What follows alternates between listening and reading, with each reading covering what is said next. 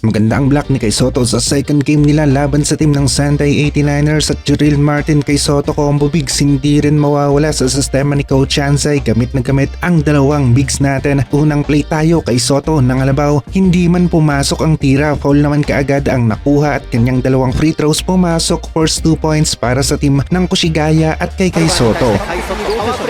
ダブルチームにはいかない仙台カルバー2つ目ですね。スクリーンから1対1です。ジャッジは右足首の手術交代いかないんですでジェスチャーをしました。ビデオで見るようです。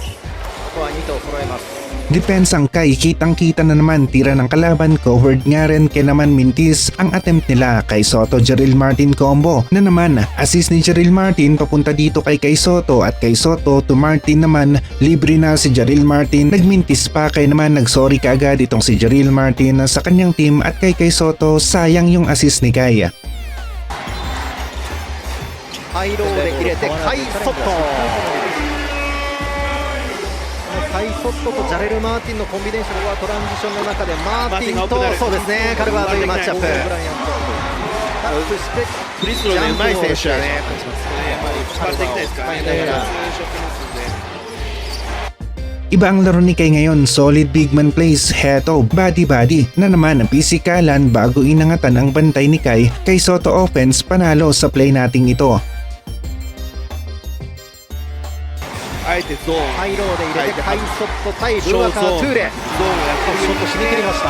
結果的にマンツーマンには持ってきたいろいろこう Para namang isang bloke itong si Kai, great wall of Kai ang datingan ng depensa, steady lang, taas ang kamay, mintis ang tira ng kalaban. Pasahan ang team ng Kushigaya Alphas, nahanap nila si Clemons na nalito ang depensa ng Sendai at hindi na nga nakasabay pa sa opensa ng Kushigaya Alphas. Kai Sotto Black, malinis kung titignan natin, kaya naman Coach Chansay nakipag-argumento nga rin sa mga referees pero sabi nila nahuli ng konti si Kai sa pag-block pero ganda talaga ng pag-block ni Kai, parang spike ng volleyball. Talaga namang pangmama ang depensa dito kay Kai, madalas mabibigat na pisikalan ang binibitawan ng kalaban kontra dito kay Kai Sotto pero buti na lang nakikita ito ng mga referee, foul ang tawag ng ref natin sa play na ito at Kai Sotto free throws kanyang naipasok.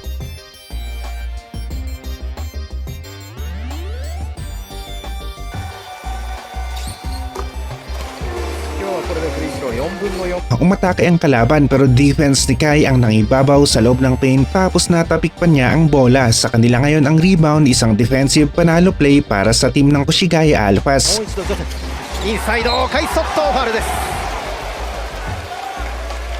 Kinapitan na naman si Kai sa play na ito. Talaga namang hindi nila hahayaan na makagawa ng highlight play ang ating pambato na si Kai at Kai Sotto free throws pumasok.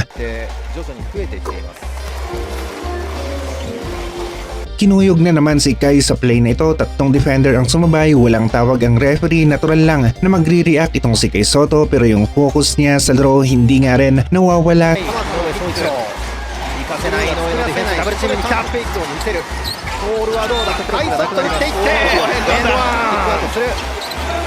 O sumunod na play, pinakain na ni Kai ng mamanggalawan ang team ng Sendai Kinalabaw. Ang mga defender pasok ang bola at end one pa. Nakumpleto ni Kai ang kanyang 3-point play.